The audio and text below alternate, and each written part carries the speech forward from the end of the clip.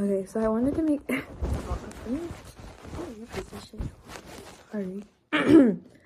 So I wanted to make this back a couple months ago, but y'all were never going to see me those months ago. It was never going to be you. So for you to be so delusional, like, it was never going to happen because I don't want to like diagnose it or like say like I have seasonal depression like outright just yet, because I haven't been diagnosed by a professional, and I know some people like, you know, are weird about self-diagnosis. So I feel like I experienced symptoms of seasonal depression, but I'm not gonna say I have seasonal depression just yet. Okay. So but I want to make this video just to like, because I know there's other people that experience it, and there's people who feel like all their growth was for nothing, because I felt that before, where I thought I was making progress, like, oh, I feel so happy and I'm going through all these good things and all these good things are happening. And then it hits the winter months and the cold comes, and all of a sudden you're feeling like, oh, I'm withdrawing, and oh, I don't want to be around people, and oh, I'm starting to isolate. Those thoughts are starting to trickle back in. What the fuck is going on? I really just want to say that your growth is not for nothing. That's my main point. Your growth is not for nothing, because a lot of times when we grow in everything and we get triggered by something that we think we've moved past or we've dealt with, or even just we have dealt with, we feel like, well, damn, what the fuck was all of that then? Like, oh, I took all these steps, I've journaled, I've gotten to the root of the issue, I do this, I do that. Why am I still feeling this way? Why are these thoughts coming back? Like, I thought I got over my depression, and triggers are still gonna happen. Things are still gonna trigger you. Things are still gonna make you upset. Unfortunately, I don't want you to take that as like your progress was for nothing, because you've progressed so much and I'm proud of you. I'm really proud of you for the steps you've taken. I don't want you to feel like you did that for nothing, because you didn't do it for nothing, you know? I don't know. These are kind of words I wish I had heard when I first started trying to deal with what I feel during the winter months. Just heard that, like, you know, from where I am now and then where I was then, I wish I would have heard the words that, like, I'm like, someone's proud of me for the growth that I've made. And especially since I've gone from all around depressive symptoms to what I would consider more seasonal depression symptoms. But yeah, that's kind of it. I just want to say I'm proud of you, and I can't really I can't pull you out of the funk, unfortunately. Only really you can do that, which really sucks to hear, because I know it would most likely be easier for someone to just, hey, take you and yank you out. But I can give ways that I dealt with my shit, at least, and then maybe that'll help, maybe not. I don't know. If it helps one person, I'm cool. If it helps nobody, at least you know that somebody's proud of you.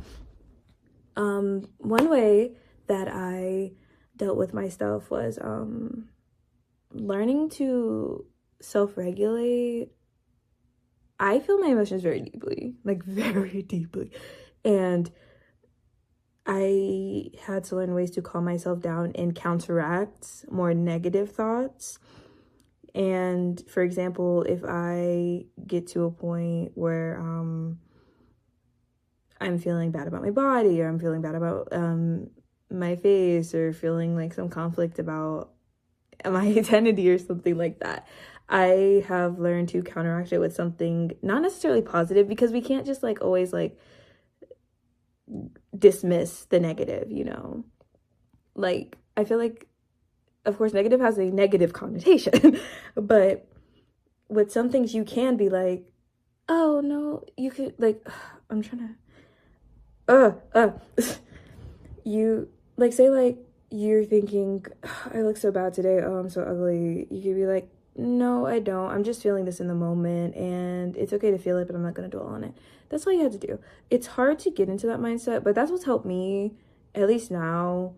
I didn't have the healthiest coping mechanisms back when I was, you know, more depressed, so I'm not going to say those. I'm not going to give y'all those because those are not good. Don't stay up. Don't stay up super late. And I know you're wondering, well, Keon, you're up late. I was doing my nails. And it wasn't supposed to take this long, actually. I was supposed to be asleep. Don't stay up. Don't self-harm. I know that's like kind of like hard. That not even kind of. I'm gonna be straight up. That's really hard to stop. It's really hard to stop. And I know for people that have stopped, it's hard to see your scars and be reminded of that. And you can be kicking yourself and being like, what the fuck did I do? I am proud of you for stopping, and I am proud of you for every day, every second, every minute, every hour, every year that you get by without relapsing. If you do relapse, meet yourself with kindness. Don't meet yourself with criticism or like criticalness. I don't know a better word for it, but don't be overcritical with yourself, because we get so overwhelmed that we feel like these are things that are supposed to help release that stress, and they're not. Don't take it as me encouraging. I'm saying if you do relapse, get yourself out of that, but meet yourself with compassion and understand where you are coming from, and take that in order to move forward and away from that coping mechanism, because that's not healthy. That's not a healthy coping mechanism. And I know in the moment it does feel like it is, but it's not. And it is better to not than do, you know? And that's speaking from personal experience. I used to self-harm a lot. And I do look at my scars and I'm like, damn, I wish, you know, I didn't do that. Like it used to be terrible for me to look at my scars. Like I couldn't even look at my legs for years. I couldn't, because I was like, damn, I ruined my body, and I can't believe I went through something that bad at that time. But I don't want you to have that mindset, which is why I'm talking about it, because I don't want you to have that mindset. I want you to remember, and I'm not going to do like the whole like, oh, you're a survivor, because that's not shit I wanted to hear. I don't know if anybody else wants to hear that, but that's not shit I want to hear. But I am happy that you are here today. I do want you to hear that. I'm happy that you are here today. And I'm happy that you fight every day. And I know you're tired of fighting. I know you're tired of fighting, but I'm happy that you fight every single day to be here. And I'm happy that you are wanting to grow, and you are wanting to move away from these unhealthy coping mechanisms, and you are wanting to learn how to not pull yourself out of that funk, but at least make it more manageable for you. I'm proud of you, and I'm very happy that you're here. I'm very happy that you're watching this video. I'm very happy that you're listening to me. If you take nothing else from this video, because I don't know how much of it is actually helpful, I get worried a lot that what I'm saying actually isn't helpful, and I'm just yapping away for no reason. But if you take nothing else from this video, I want you to take that somebody out there is proud of you and loves you, because I do love you, and I mean that with my entire heart. I love you. I'm proud of you, and I'm happy that you're here. Okay? And this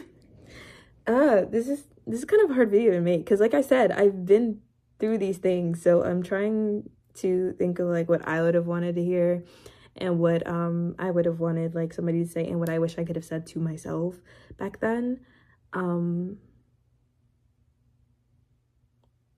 I'll put like resources in the description because I am of course not a professional and I can only speak from my experiences, and I don't think I gave enough alternatives to certain unhealthy coping mechanisms.